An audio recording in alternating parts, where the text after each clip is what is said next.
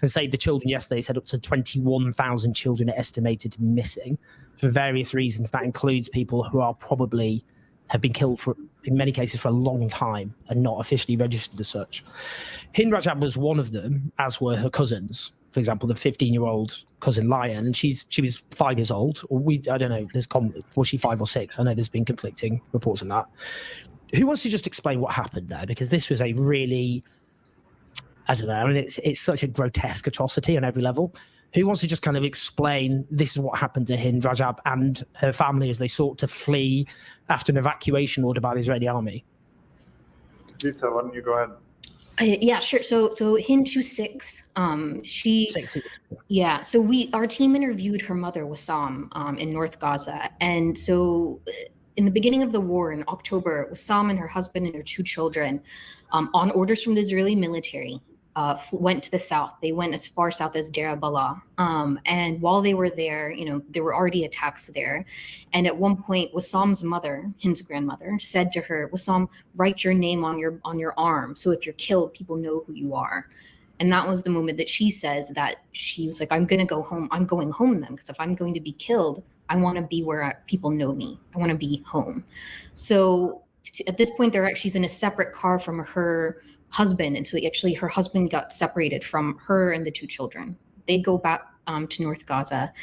And at this point, it's just a matter of trying to find safety again, which is impossible. And in January, late on January 28th, at this point, there's heavy bombing in Gaza City.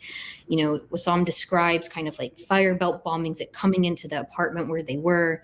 So the next morning, she's with her uncle and other relatives, and they decide that they're going to go to a different neighborhood, and see if it's safer there. Okay. Her uncle Bashar, he says, "I'm going to go. It'll be me and my wife with my kids, and I'll take your 2 kids as well, including Hind and her 4-year-old son Iyad." He jumps out of the car because he doesn't want to be away from his mother. They leave. Almost as soon as they drive away, Wissam describes seeing them come under fire from an Israeli tank. She and the other relatives then are also being attacked, and they are trying to find a way to leave. Eventually, they do. They flee on foot. They keep trying to call the car, and eventually she gets a hold of Leanne. Leanne says, who's 15, she says, "Everyone in the car has been killed except me and Hind. We both were shot and we're bleeding, we're injured." And so the family at this point is just trying to find a way to get someone to save them. And so eventually, after making different calls, the Red Crescent in Ramallah, they call Leanne. They call a few times until she picks up. And at this point, and I think a lot of people, it's in the film, but I think a lot of people would have heard this because the Red Crescent released it pretty quickly on the day it happened on January 29th. It's a short call between Leanne and Omar, who's one of the dispatchers at the Red Crescent. And she's saying, everyone has been killed. There's a tank next to me. They're shooting at me. Then there's a 6-second burst of gunfire, and she screams, and the line goes dead. So then Omar, after recovering from his own shock of what he heard, calls. I'm sorry. I hope I'm probably telling this too long, but no, go for it. It's important. Okay. He calls, and eventually Hind picks up, and so. He all of a sudden it's this new voice, a younger voice. And she's telling him, everyone is dead. He asks, "Where's the girl I talked to?" She says she's dead.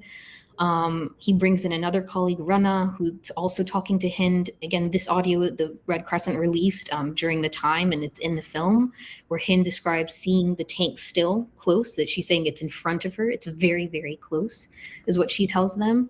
And so at this point, the Red Crescent now is trying to find a way to get their ambulance to them. But the thing is that in Gaza, the Red Crescent can't, and the civil defense, they can't send ambulances into certain places without getting clearance and approval from the Israeli military through a branch of Israeli military called Kogat. And so to go through that, the Red Crescent goes through the Palestinian Ministry of Health, which goes to Kogat and says, "We need clearance to get this ambulance to go rescue this little girl who has been shot by the by soldiers." As they wait, the team is just trying to keep Hind's hopes up And their director of mental health comes in at one point to kind of try and do relaxation exercises with her. They're able to patch in her mother at one point, which seemed to help. There's, we can't include everything in the film, but there is a part we didn't include, and I wish we could have. And it was the Red Crescent dispatchers at one point talk about how Hind said that she told them both that, I don't believe you. I don't believe that you're going to come, because she kept asking, come save me, come get me. And no one was coming. And so eventually the Red Crescent gets approval. They are sent a map of an approved route to go from the hospital to the gas station where the car is, to the coordinates where the car is. And so their ambulance is dispatched. The Red Crescent, as they're recording the call with Hind, they also have a cell phone on speaker where they're talking to the two paramedics, Yusuf and Ahmed. And as we play the audio where you hear them saying, like, are you approaching? And he's saying, I'm approaching. At this point, the sun has gone down, so it's dark. And so they ask if they have their lights and sirens on. And he says, I've got my lights on, not the siren. And then he says, oh, I see it. You can kind of hear him a little bit positive. And then there's a huge noise, this blast, and then they're gone. And so, we know after, it would be 12 days until they could confirm what was clear, which was that the two paramedics had been killed. And that was around 5:40, I want to say. And so the call with Hind continued for about another hour and 20 minutes. And by the end of it, her voice is growing fainter. She throughout the call, she told them that she had been shot 3 times. So it's very clear she's bleeding. The 6-year-old girl is bleeding, and has been bleeding for hours. And at one point she's not really talking, and they ask her, why aren't you talking, Hind? And she says, my mouth is bleeding. And so they say, why don't you wipe your mouth? And then she says, I don't want to get my sleeve dirty. It'll be work for my mom. And her mom says, don't worry, I'll clean it. And then her voice fades after that.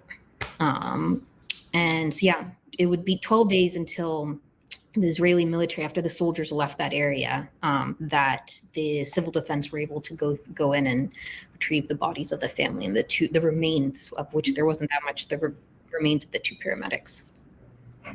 So the analysis found that there were at least 335 bullet holes on the car, that the gunshots could only have been fired realistically by Israeli weapons like the M4, the type of machine gun used on a Merkava tank, which is used, obviously it was a tank. They reported, both Lion and Hind, that they could see a tank. Only the Israeli state obviously has a tank in this context.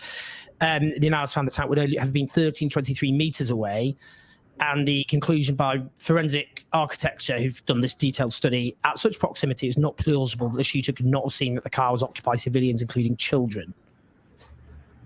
So what we're talking about there is an Israeli tank fired well over 300 bullets at a car that you could see very close to them was full of civilians and children. That's what this is, isn't it? And then an ambulance, which they knew was an ambulance because it's coordinated with them, they then blew up and killed the paramedics. If that happened on the 7th of October, if Hamas militants had done that, these were Israeli kids, they were on the phone to an Israeli ambulance operator, and then you could hear all of that and what had happened, and you could hear a 15-year-old Israeli girl being shot dead on the call, and then the ambulance was blown up by Hamas militants, that would have been seen as one of the worst atrocities of that day. It would have literally been one of the things that all politicians would speak of, be used to justify the complete destruction of Gaza. It'd be used to say these are the worst atrocities committed since the Nazis. Wouldn't it? That's true, though, isn't it? That's what we're talking about here. Well, I think also, the amount of evidence we have for what happened on that day is staggering. Israel continues to deny that there was Israeli tanks in the area that day. Yeah. There are satellite photos, which we show in the film, of that morning, Israeli tanks in the area. We have the testimony of 2 people, 2 girls, saying they see a tank on a recording. And you hear the tank shooting. We have analysis of the speed of the bullets that match the machine gun that's mounted on a tank. We have the Israeli military why would they give an approved route to go to an area where there's no Israeli forces there? So the level of evidence we have, and then just the outright denial versus claims made that are then just swallowed up wholesale. Where at the beginning of this conflict had the 40 beheaded babies story, which came out of President Biden's mouth. Yeah, and there's no evidence to it, and it's been proven to be false. So the disparity of what's valued and the claims and the veracity of what people say is so stark.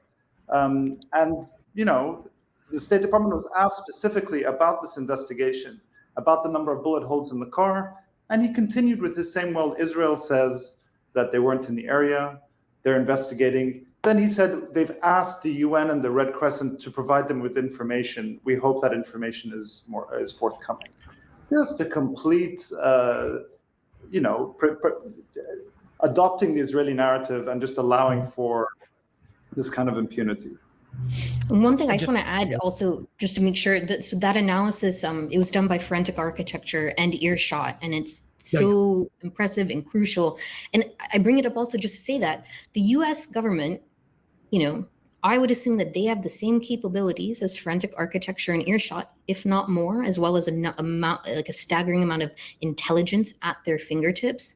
So the fact that they're not taking the steps, or at least not publicly taking the steps to do an investigation and find out how, but there's evidence of there were two fragments of 120 millimeter shells found at the scene, one of which was definitively made in the US. Obviously there is the possibility of there were being fighting before or after that attack, but it's, there's a very solid chance that those were used in that attack, right? That's something the US government could find out. And they have been asked about it, and they've just said, we don't know. Guys, this is such a crucial documentary, and this work is so important given the level of deceit and gaslighting, and that's the modus operandi of the Israeli state in these circumstances, which is to just muddy the waters, deflect,